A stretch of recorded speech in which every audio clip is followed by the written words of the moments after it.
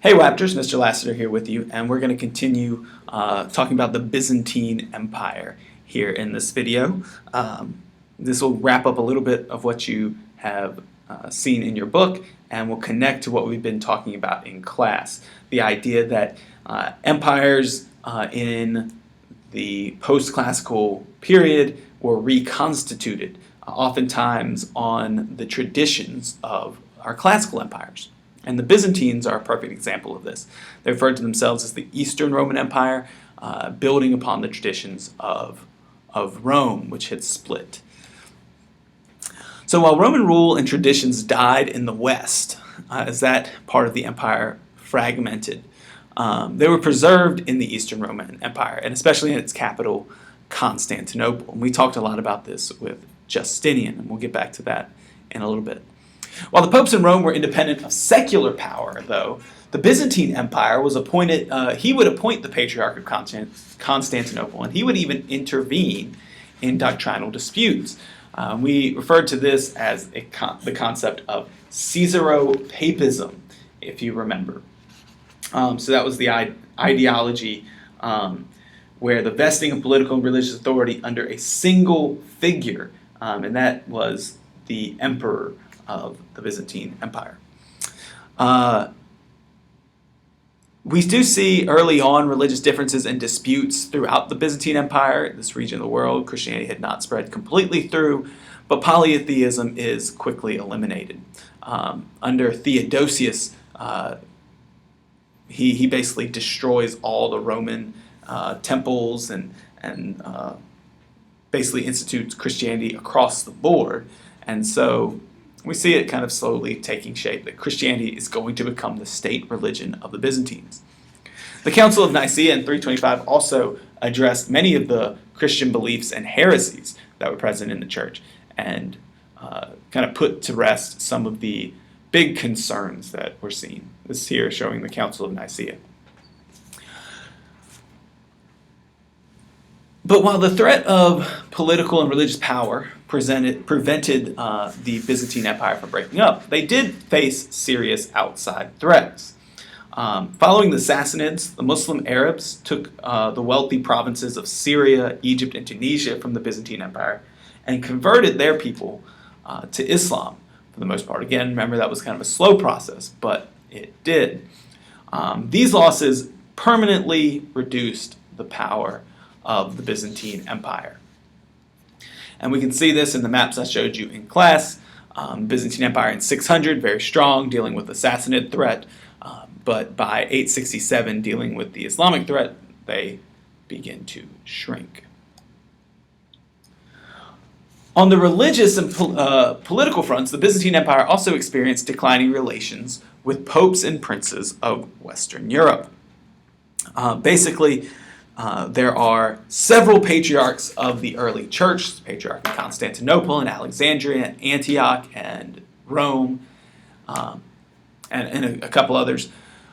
But the Western church, the Pope in Rome, the Bishop of Rome, began to try to assert his authority over the other patriarchs, the other four patriarchs, Constantinople, Alexandria, Antioch, and Jerusalem was the last one. And so basically we see a split develop in the church, a formal schism between Latin churches, or the Roman Catholic Church, and the Orthodox Christian churches. And this schism or split will occur in 1054. And there were a lot of arguments over this: the source of the Holy Spirit, what type of bread to use in the Eucharistic celebrations, the nature of Jesus Christ himself, and of course whether or not the Pope in Rome, the successor of St. Peter, truly did have universal jurisdiction over the patriarchs. Of course, threatened with losing their power, the other patriarchs would not submit to the papal authority in Rome. As far as society and urban life, the Byzantine Empire experiences a decline of urbanism, similar to what we saw in the West, but not as severe. One result was the loss of the middle class. So the Byzantine society was instead characterized by this big gap between wealth and poverty. in their empire. Also, we see the family become much more rigid in this time period, the idea of the family and the rules associated with the family. Women were confined to their houses. They wore veils if they went out. If you remember, this is going to be adopted by Islamic traditions. However, women, in kind of paradoxically, women rule alongside their husbands between 1028 and 1056. And then also in this society, we don't see women entering nunneries quite as much. While monasteries and monastic life in Byzantine culture will be prominent just like it is in the West or Western Europe, women we don't see doing this same thing and entering nunneries in the Orthodox Byzantine Empire quite as much. We do know that Byzantine empires intervened in the economy, as we talked about in class, by setting prices, controlling provisions, and monopolizing trade on certain goods. And as a result, Constantinople was very well supplied.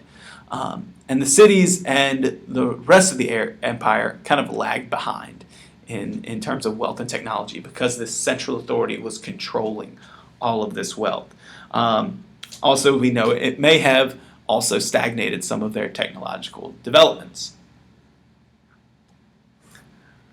Gradually, Western Europeans would see, as we kind of move through this time period and into the time period where Western Europe starts to recover, they start to view the Byzantine Empire as a crumbling power. As we saw in those maps, the Byzantine Empire continues to shrink more and more and more. The Byzantines, though, didn't necessarily have a positive view of Westerners, so we see kind of this opposition taking place. We got these Latin-speaking Westerners, these Greek-speaking Byzantines, and simply put, they were at odds.